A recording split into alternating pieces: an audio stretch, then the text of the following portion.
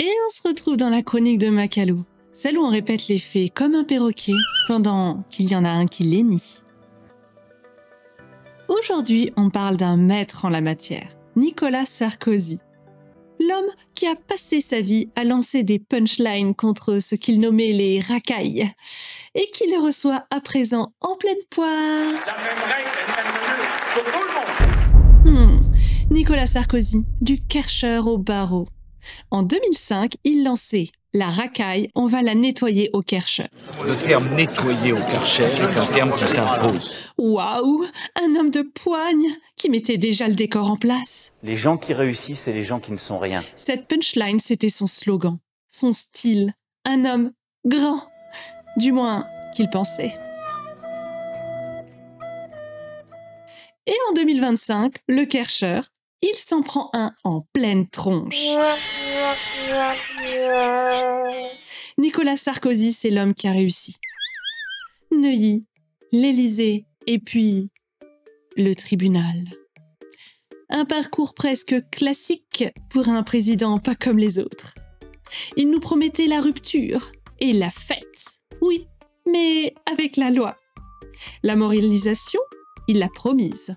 Même si à la base, ça ne lui était pas destiné.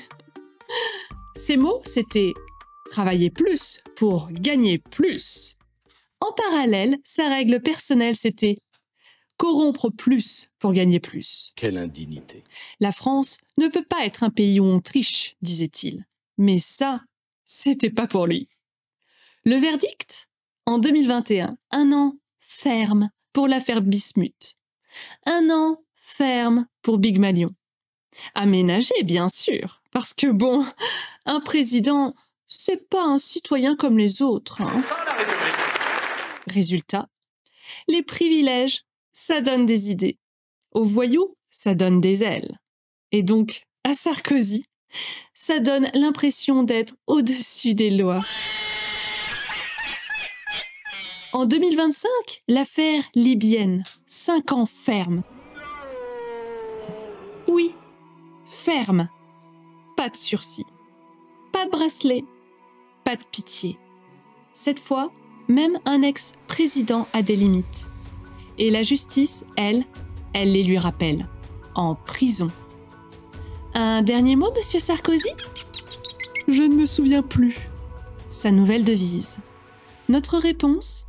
On s'en souvient pour toi, Nicolas. Merci de m'avoir écouté. J'espère que cette chronique vous a plu. Et à la semaine prochaine.